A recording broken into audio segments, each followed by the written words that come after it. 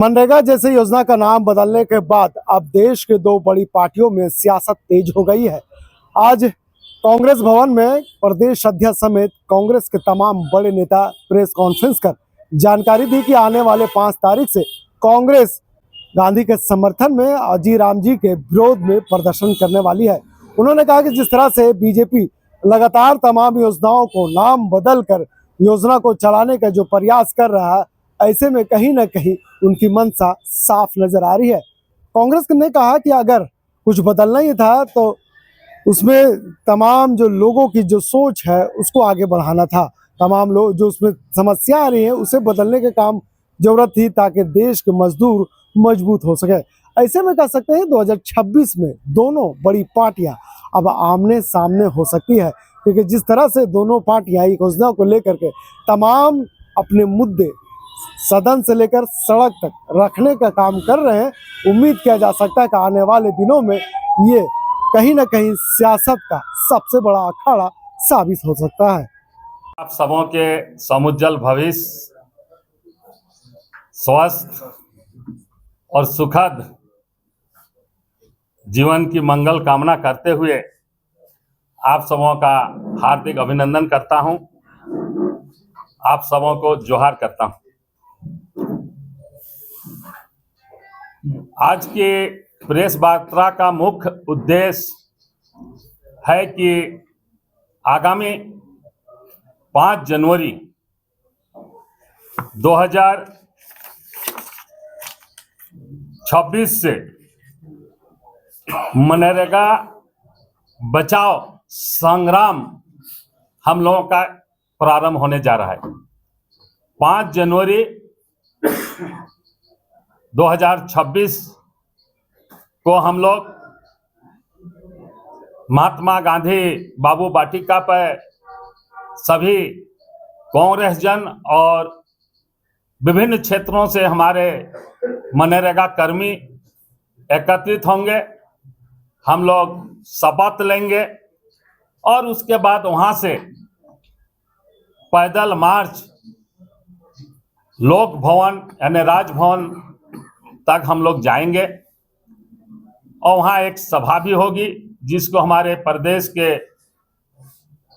नेतागण और अखिल भारतीय कांग्रेस कार्य समिति के अस्थायी आमंत्रित सदस्य माननीय श्री के राजू सर, सह प्रभारी doctor Srivella sir, Bhupesh Maravi sir और एआईसीसी के सचिव हमारे राष्ट्रीय अध्यक्ष के साथ रहे श्री प्रणव झा जी उपस्थित रहेंगे। आप सभी जानते हैं कि मनरेगा का नाम बदल दिया गया है और ये सिर्फ बदलाव नहीं बल्कि ग्रामीण भारत के अधिकारों पर सीधा हमला है और 125 दिन के जो रोजगार देने की बात है वह भी भ्रामक है। चूंकि केंद्र ने बजट में काफी कटौती की है। पहले केंद्र पूरी मजदूरी देने का काम करता था और कोई भी योजना ग्राम से चयनित होती थी, ग्राम पंचायत से होती थी और उसका कार्य क्षेत्र भी रहता था। लेकिन अब वह केंद्र के बजट के तहत काम होगा और उसका चयन, उसका स्वीकृति भी केंद्र से होगी। इस तरह बहुत सारी बदलाव किए गए हैं। आप सबों को स्मरण होगा कि प्रधानमंत्री नरेंद्र मोदी ने संसद में करीब 28 फरवरी 2015 को कहा था कि मनरेगा यूपीए सरकार की विफलताओं का जीता जागता स्मारक है और ये उन्होंने इसकी काफी आलोचना की थी। इनकी मंशा कभी उन गरीबों को जो 100 दिन का रोजगार मिले इस पर कभी नहीं रहा। वे इसको मिटाना ही चाहते हैं। और इसलिए धीरे धीरे बजटों में भी काफी कटौती की है। तो आज जो कोरोना काल में एक संजीवनी का काम किया और हमारे मनरेगा मजदूरों को काफी लाभ हुआ, पलायन हमारा जो है रुका, और ये एक काम का अधिकार था जो कि नए बदलाव में वह चीज नहीं है जिससे हमारी बेरोजगारी बढ़ेगी।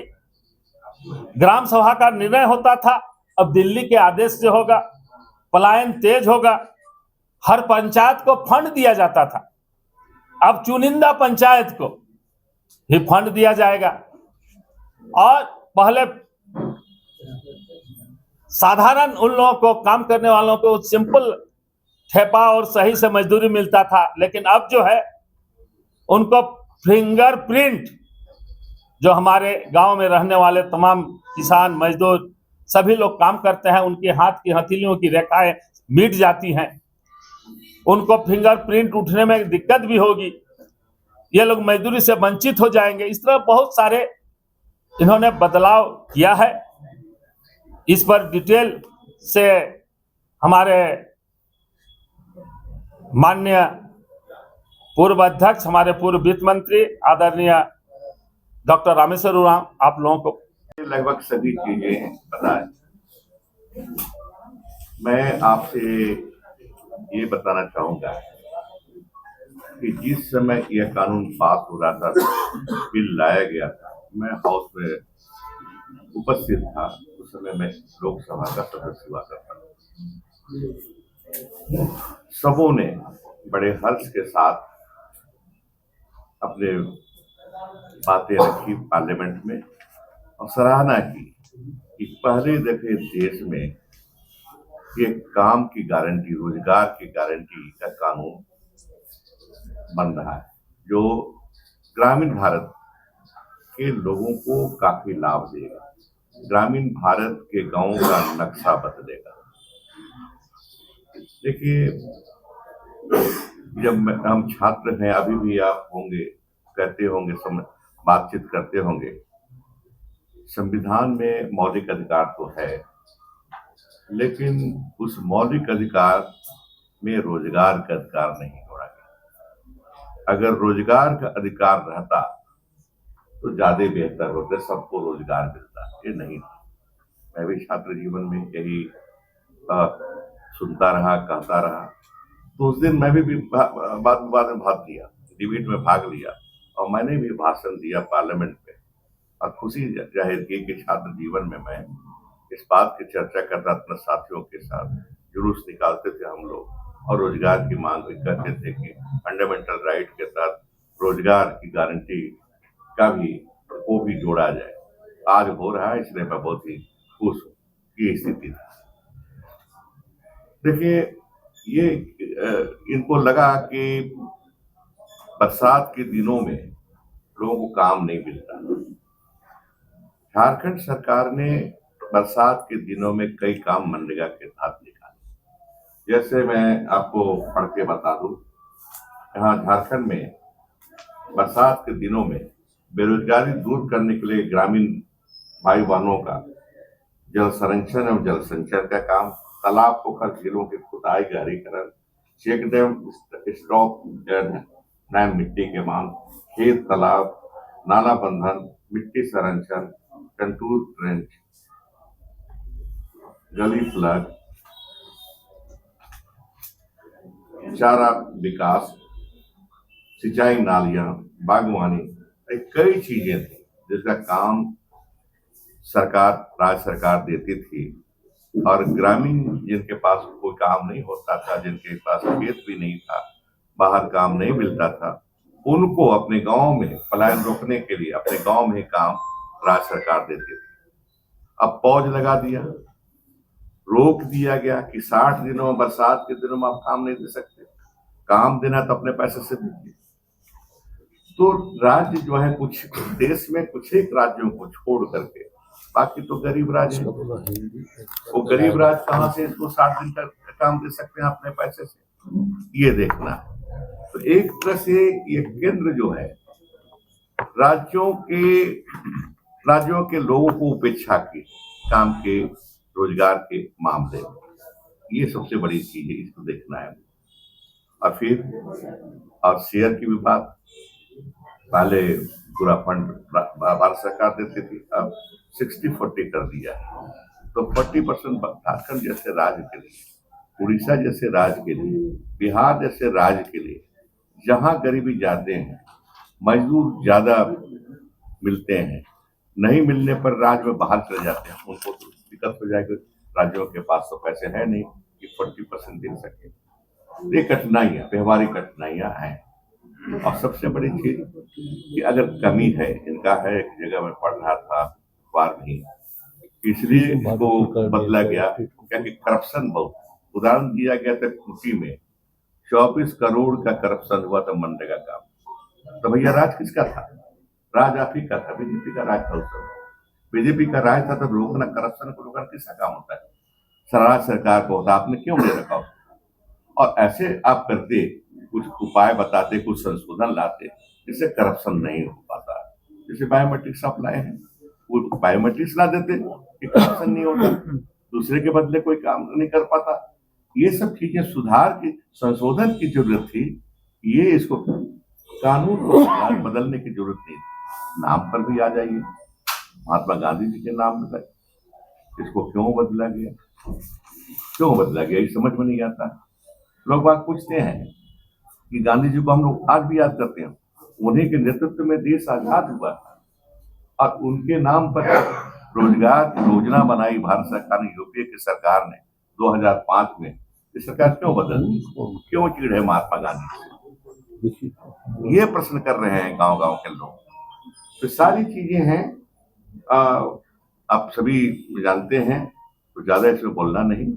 और फिर अपना केशव जी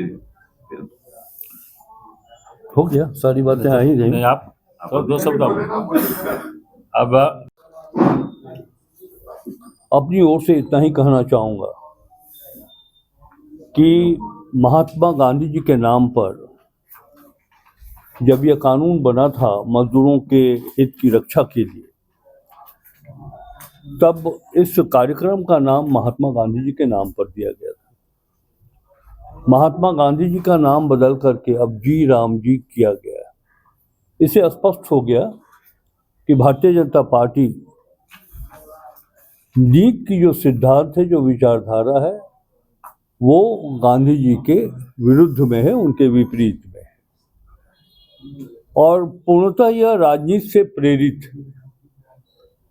देश के मजदूरों को रोजगार मिले, उनकी आर्थिक स्थिति मजबूत हो, उनके पास क्रय शक्ति उनकी बढ़े, इससे कोई लेना देना नरेंद्र मोदी जी के सरकार को नहीं। जैसे कोई ऐसा आप देखेंगे कि बड़ी बड़ी कंपनियां नाम बदलकर अपने प्रोडक्ट को और कमाई में वृद्धि करना चाहती है, यही काम नरेंद्र मोदी जी ने किया है। इन्होंने नाम बदला तो एक तो प्रमाणित कर दिया कि गांधी जी के विचारधारा के खिलाफ पहले भी थी वो पार्टी और आज भी है।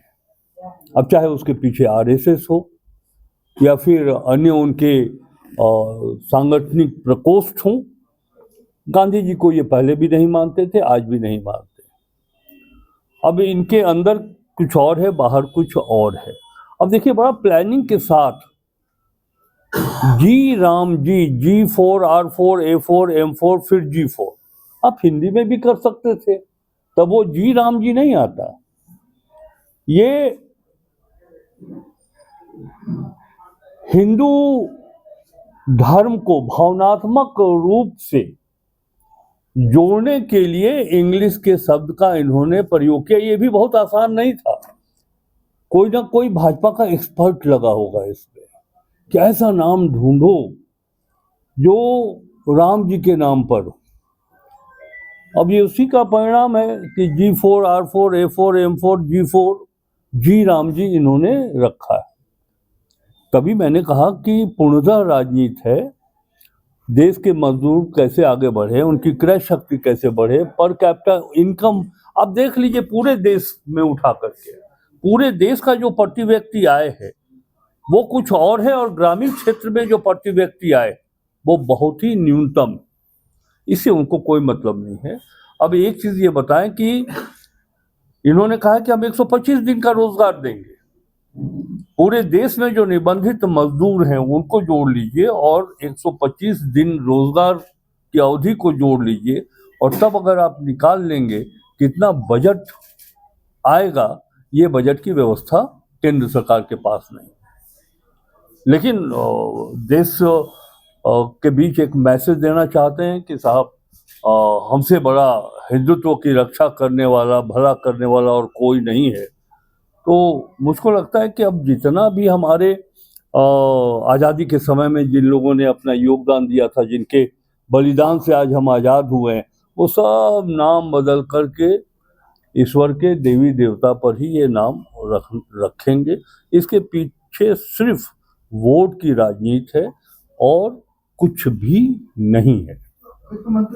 देखिए, गांधी जी के जवाब राम से देने की कोई आवश्यकता नहीं थी। गांधी जी किसी भी मामले में जो उनकी नीतियां थी, उनकी सोच थी, उनके विचारधारा थे, वो राम जी का भी वही विचारधारा था जो गांधी जी का विचारधारा था। ये इसको यूं कहे कि जो राम जी का विचारधारा था उसको लेकर के ही महात्मा गांधी जी आगे जाते, और उनकी भी सोच यही थी, राम राज्य की कल्पना उनकी भी सोच यही थी। मैं एक चीज अभी आपकी एक बात का और उत्तर कर दूं। आपने कहा कि राजनीति का जवाब राजनीति से। हमारी कोई राजनीति नहीं है, कोई राजनीतिक उद्देश्य की प्राप्ति के लिए हम नहीं कर रहे। लेकिन महात्मा गांधी जी राष्ट्रपिता के नाम से जाने जाते थे, आज भी हैं। न सिर्फ हिंदुस्तान बल्कि देश के कई विश्व के कई देश में उनका सम्मान, उनका जो आइडियोलॉजी है उसको लोग स्वीकार करते हैं। तो आज उनके साथ उन्हें अपमानित किए जाने का काम किया गया। राम जी के नाम मैंने तो उसको एक्सप्लेन कर दिया है कि बड़ा टेक्निकली आपने इसको किया है, GRAMG, ताकि ये मैसेज आए जी राम जी। अब गांव में तो लोग यही समझेंगे कि राम जी के नाम से ये योजना चल रहा है, अब कल तो कुछ और नाम दे देंगे। ये मेरा ये कहना है कि भाई नाम मत बदलिए, जो उसमें त्रुटियां हैं, जो कमजोरियां हैं, जो आपको कमी नजर आई है, आप उसमें सुधार लाइए ना। कभी रेलवे स्टेशन का नाम बदल दे रहे हैं, कभी योजना का नाम बदल दे रहे हैं। तो ये सरकार, जो केंद्र सरकार है, ये सिर्फ नाम बदलने पर विश्वास कर रही है।